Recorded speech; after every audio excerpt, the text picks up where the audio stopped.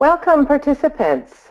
We're very excited today to share the results of our latest endeavor in the marketplace to share important thought leadership that can help our plan sponsors and clients make good decisions on these compensation, retirement, and benefits issues in their organizations.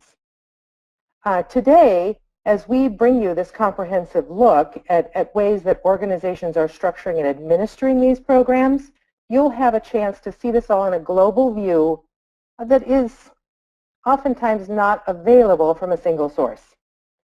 By way of background, we've done this survey annually for many years, dating back to 2011, 2012. And this year's survey was conducted in September of 2016 and had over 400 participants. So I want to extend a robust thank you to everybody on the line who might have participated. It's very much appreciated. So I'd like to take a moment to introduce you to the presenters for today's webinar. My name is Rena Somersan, and I'm a manager principal with Newport Group's compensation consulting team. We help clients figure out the best way to set up their pay programs so they can attract, motivate, and retain top talent. With me today is a great team of my colleagues. First off, Shelley Schumacher, who leads the retirement plan document and consulting teams. And second, I've got Kevin Bachler, an expert in and a leader in our non-qualified deferred compensation programs group. So I just want to thank both Shelley and Kevin for continually providing their expertise in setting up the questions for this survey, helping me and my team through the analysis, and also presenting with me today. So with that, let's go on to the presentation.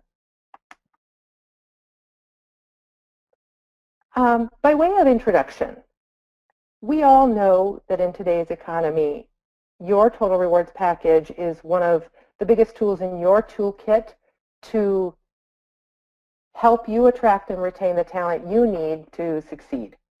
At Newport Group, we definitely want you to know that we want to help you meet this challenge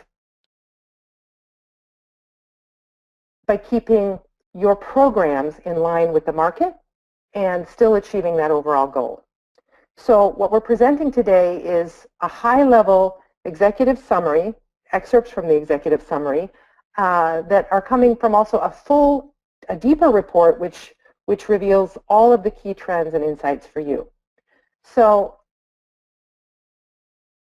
by way of introduction to the participants, we have hundreds of for-profit, not-for-profit firms across the nation who are in different industries, and I want to tell you a little bit about the demographics of this 400-plus participant group.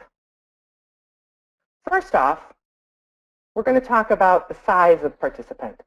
And with participating firms and the size of the participating firms, programs can vary by size, and it's interesting to note here that about 70% of participants are in that small to mid-size range, the blue segments of the pie here, and the remaining quarter come from mid to large size firms.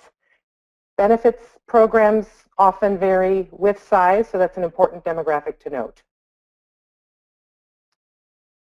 From a location standpoint, when we look at the demographics, our sample size is pretty evenly distributed across the different locations in the United States.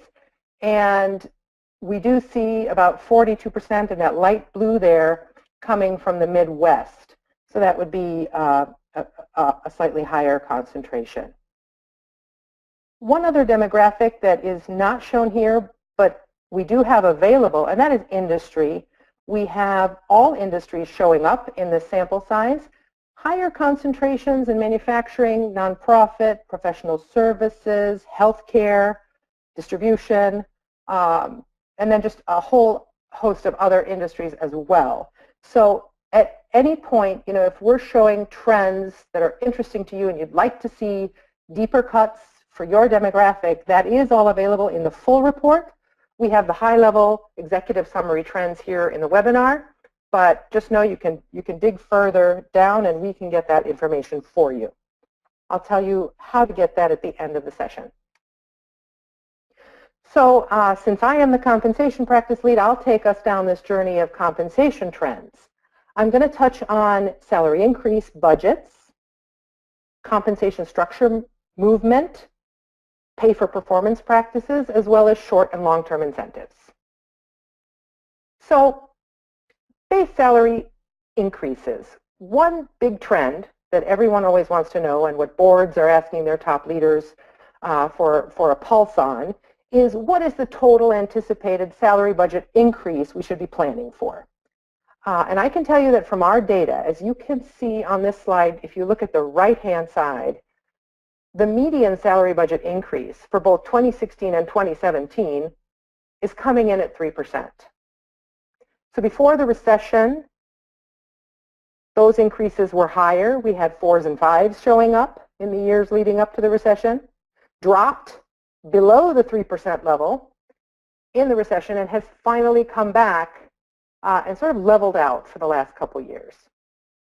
If you were to direct your eye to the left side of the screen, you can see there the averages for these budgeted salary increases. And what's interesting is if you look at the lighter orange, you can see that different groups, obviously across the bottom, these are executives, salaried, and hourly. You see that the averages are above the median, which can kind of represent the fact that there's some catch-up going on. And when you actually look at the averages, you see that, especially in 2016, after all of those freezes that happened through the recession, we had some higher base salary total budget increases. And I'll just go to one slide further. This is the base salary increases in 2016, which was that year coming out of the recession. And if you just direct your eye to, let's take, for example, the salaried, the second light blue group down, the averages, that highest bar from the previous slide was 3.8 at overall. But look at what happens when it's a very large organization, sometimes up to 4.7% total salary budget increase. So depending on your size, depending on kind of what group of employee you're in, those total salary budget increases might have been more. And I'll just go back one just to show you, more so petering out around the 3% in the 2017 forecasts. So we're just finding out that the 3% is a good trend to keep in mind. Another trend we always keep our eye on is whether or not organizations are utilizing formal salary structures. So we ask the question, do you have a formal salary structure to manage your compensation levels within the organization? And as you can see, overall, on the left side there, it's an even split, pretty much, of having and not having a formal salary structure. Now, if I move my eye over to the right, you can see that having a formal salary structure is more prevalent in a large firm than it is in a small firm. And as a compensation person, I can tell you, if you ask me the question, why have a salary structure? Well, if you're a small firm and you know all of your employees and you can manage everything on the back of a napkin, you probably don't need one. But as you grow, it becomes harder and harder to manage compensation to make sure you're internally equitable and also staying externally competitive. And I recently moderated a panel for the Family Business Association, and one of the common gripes there was that without salary structures, people just kept getting increases. So their receptionist was making more than some of the professionals in the organization because she had been there for 45 years. So we do see that smaller organizations don't have structures as much, but cost control is a major function of a salary structure. Okay. Once you have a salary structure, it becomes important to keep your eye on the trend of how much organizations are moving those structures annually. Typically, those structures are moved annually, so we asked, how much are you planning to move your structure? How much are you going to move it in 2016? How much are you going to move it in 2017? And look to the right. You can see, again, the bars are lining up, 16 and 17, pretty much the same, with salary structure movement at the median coming in at a 2% movement. So you move your salary structures. Sometimes, as you can see from the left side, the structures might be moved slightly differently. Higher movement is shown for salaried, the salaried group than for other groups, okay, to keep pace with the market, to make sure that we are competitive. Moving on, I think, as I mentioned from the start, the big push here is to make sure you're able to attract, motivate, and retain. And one tool that organizations use to increase salaries is they're linking that base salary increase to performance. And so we asked, how are you doing that? How are you changing the base salary increases based on performance? And we asked, what % increases are you giving to your satisfactory performers versus your higher performers, your high performers? And on the top graph, you're seeing the 2016, the 2017 numbers. On the bottom graph, you're seeing the 2016 numbers. I'm going to draw your eye to the top graph, high performers. You see at the right side there, 4.6%. So high performers got a 4.6% increase, while satisfactory performers got a 2.7% increase, low performers a 1.2. And that, if you compare that to the lower graph on 2016, from 2016, you see the variation was less, from 4% for a high performer, 3% for satisfactory. So that is interesting that the gap between satisfactory and high performers is widening, and that would represent a best practice. Our trends are showing that.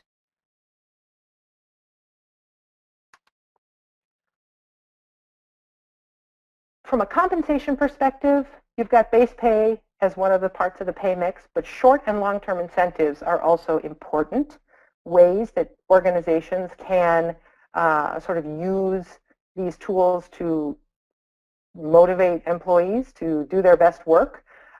We asked which employee groups are eligible to participate in short-term incentive programs. Overall, we see obviously that eligibility is more available to executives and management than to hourly. That's not very surprising. There's relatively less prevalence of these short-term incentives in healthcare. If you ran your eye all the way over, comparing the overall numbers at the left to the healthcare numbers on the right, you see they're relatively less, and that does represent that short-term incentives are less used by healthcare.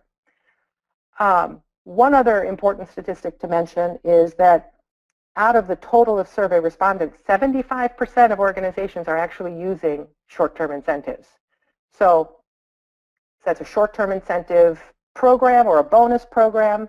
It's annual payment based on either a future target of performance or past performance. Short-term incentives are a key thing to keep your eye on. When we asked about short-term incentive award opportunity, we find that the opportunity at the executive level is around 23%. It grew from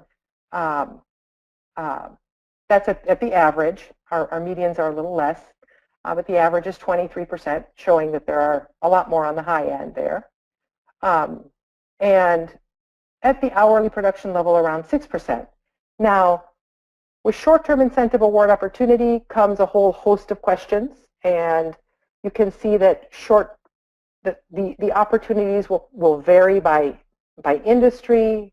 We have that data. We can understand how the short-term award opportunities vary by organization size. It definitely goes up as organization size grows. So a lot of that is interesting and important to look at, important trends to keep your eye on. Finally, overarching, we found that 40% of our respondents were using long-term incentive vehicles. We asked which kind of vehicles you're using.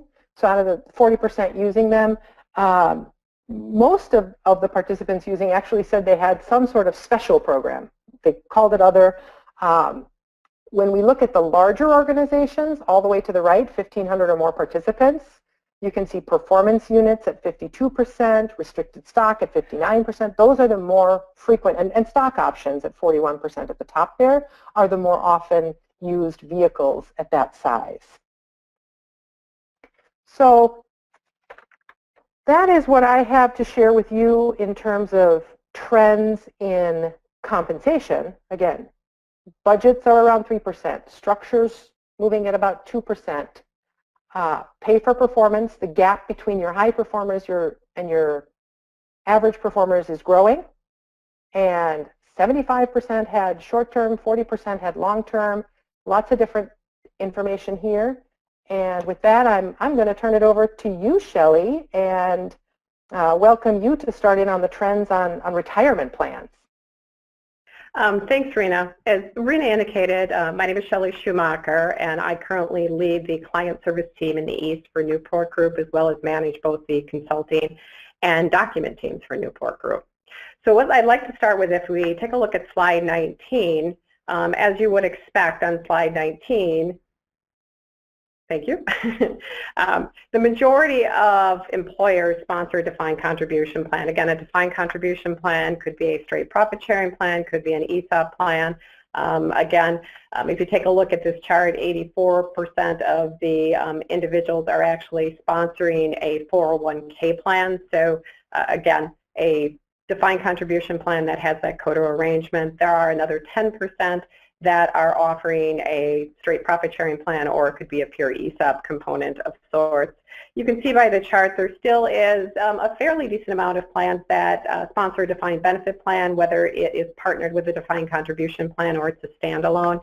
You can see that the overwhelming favorite of the two is typically the traditional defined benefit plan. That said, we are starting to see a little bit of an uptick in the cash balance plan. The industries that we're starting to see that tend to be in the professional services and the healthcare industry. So if we move to slide 20, you can see that when we talk about increases in contributions, similar to Rena when she talks about compensation, the change year over year as far as the type of contributions, the level of contribution that the employer is planning to put in or did put in 2016 remained relatively flat. You can see where 75% of plan sponsors kept those contributions the same in 16 with the expectation of doing so in 2017.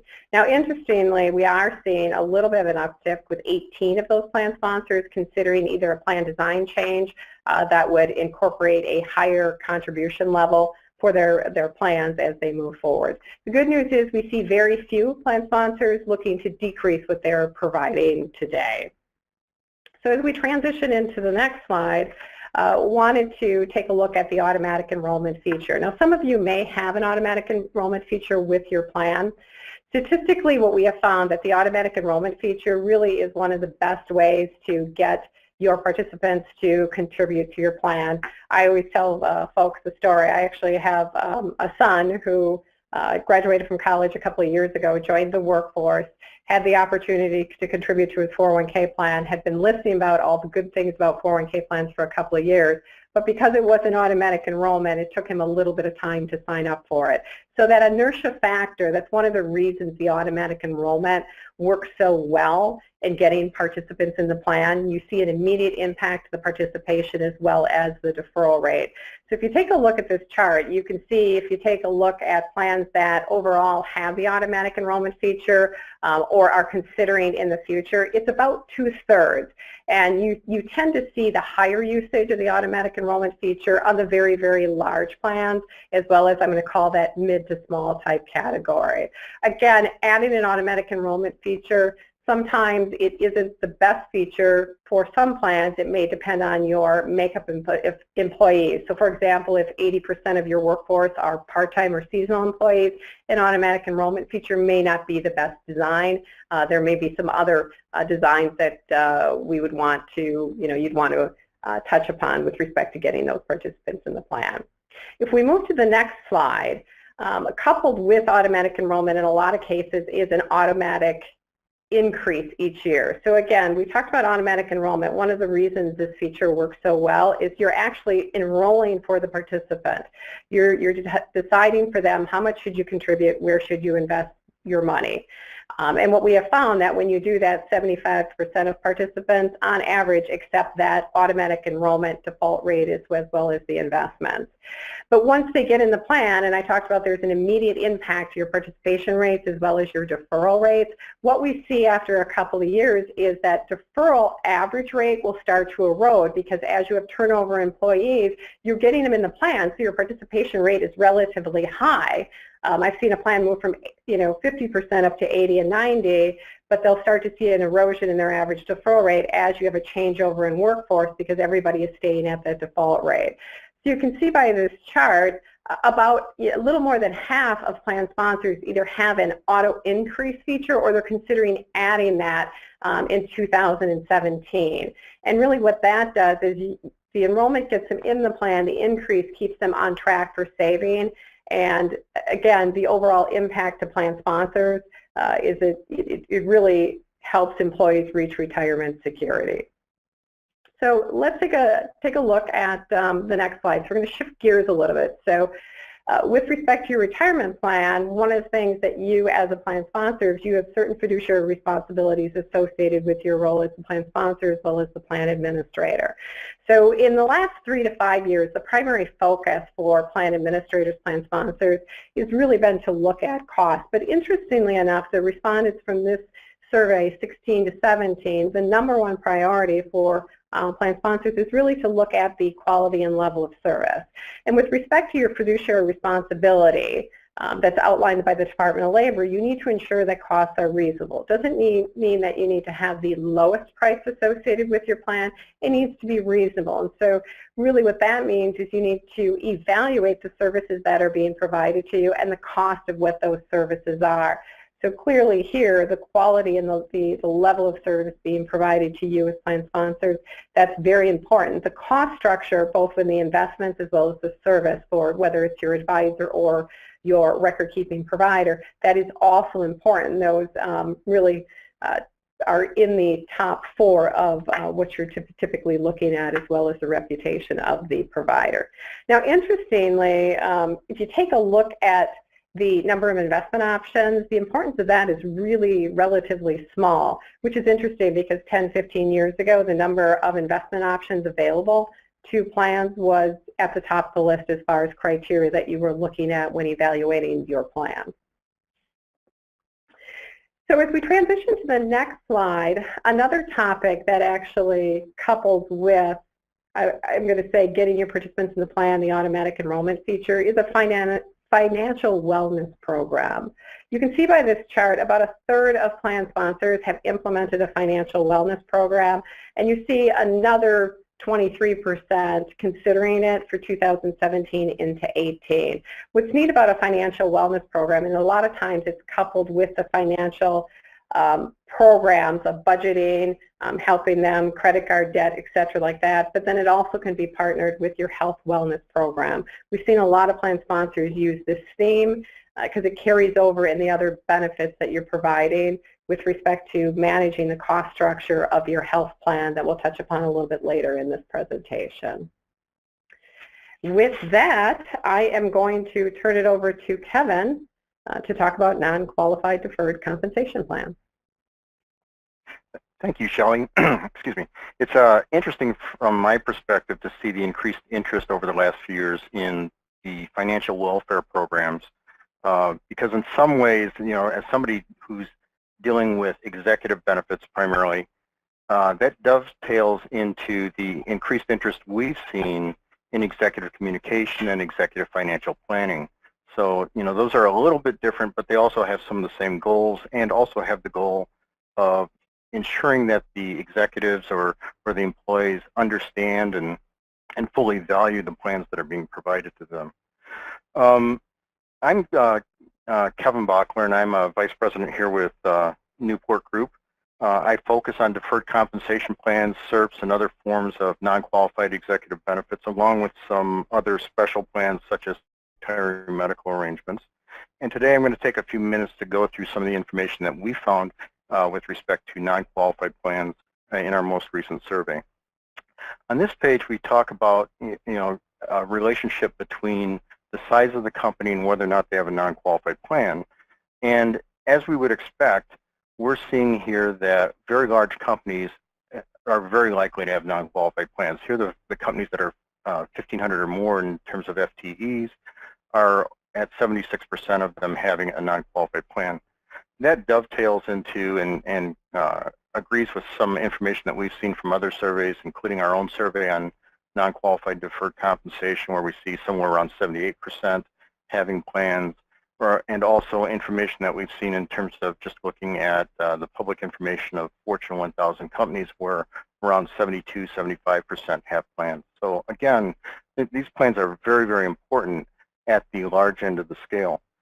One of the things, though, that as we look at this should become apparent is that this means that when companies are competing for top-level talent against larger employers, these types of plans will become more important to them.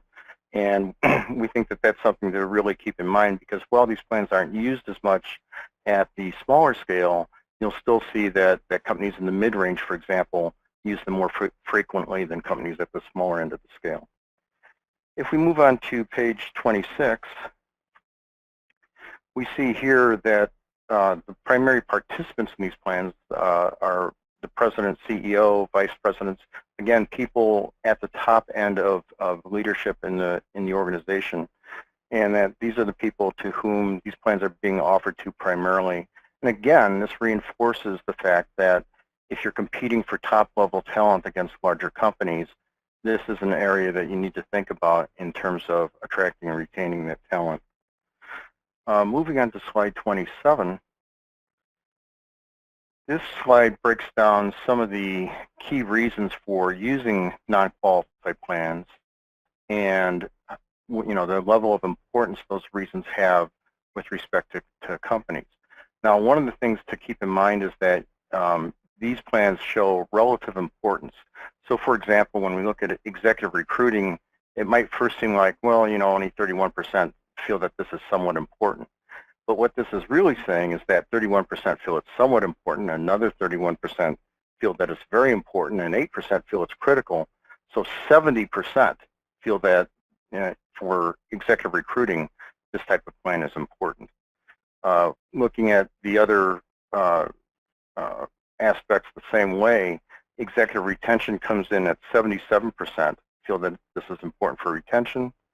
81% feel that it's important in terms of a financial planning tool. 73% feel it's important for a more tax-efficient compensation vehicle. And then, not surprisingly, only 29% feel it's important in terms of increasing company stock ownership or deferring taxes on performance units. And the reason I say that's not surprising is that if you remember back to the slide that Rena spoke to earlier on long-term incentive, it was really only the larger companies that focused on the equity type of units, the stock options, restricted stock, or performance units. And since that's only a quarter of the population here, you would expect this to be a lower percentage. So with that, I want to turn this back to Shelley to discuss health and welfare benefits. Thanks, Kevin. So if we take a look at slide 29, again, health insurance, big part of your overall compensation package that you provide to your employees. And unlike the deferred comp, which really is geared towards a select group of highly compensated, the executives that Kevin talked about, your health insurance and other benefits are really made available to all of your employees, at least your full-time employees. So if you take a look at slide 29, a couple things actually to take a look at. You can see overwhelmingly, the PPO really is the #1 plan that is offered by plan sponsors. Again, that PPO may be coupled with a high deductibility plan, but overall you can see at least 70% across all types of employer sites are offering that plan. But what's really interesting is if you take a look at the high deductibility plan, this plan again in a lot of cases is offered as a second option for the PPO. Half of plan sponsors are currently offering this plan. Obviously that's coupled with an HSA account. But what's really interesting, if you look over to the far right under the 751 and above employers, you can see that it has become the overwhelming choice for plan employers of this size. Good example of that in, I think, 2011, 2012, Coca-Cola really was one of the first major Fortune 500 companies to introduce the high deductibility plan to their employees. And we are starting to see a trend with some employers offering different levels of the high deductibility and starting to do away with the PPO. Again, this is really all to manage costs associated with healthcare, because healthcare, we'll see in a few slides later, continues to increase. Not surprising if you take a look at the traditional indemnity plan, that actually is relatively low. We expect that to continue to decline. A lot of this is being driven by ACA with respect to what you need to have in your plan and the costs associated with that. So if we move to slide 30, you know, what's important to your employees? And I think some of the things that you see employers, the high deductibility plan is becoming more and more attractive in order to contain cost, in order to fund the other benefit structures that they're providing to their employees. But not surprisingly, most employees are still prefer the PPO. You are starting to see, though, a higher usage. If a plan sponsor offers both plans, you're starting to see a higher usage in that high deductibility. Some of that is because of education, people starting to understand how to select and how to manage their health care. Also, I think the shift of the millennials coming into the workforce, a lot of the millennials, again, are looking at what are the long-term effects with respect to being able to accumulate money long-term. So we expect to see this trend continuing as we move, you know, throughout 2017 and 2018. So as we shift to page 31, let's talk about cost, because on average, most employers are experiencing some sort of cost increase in their insurance year over year.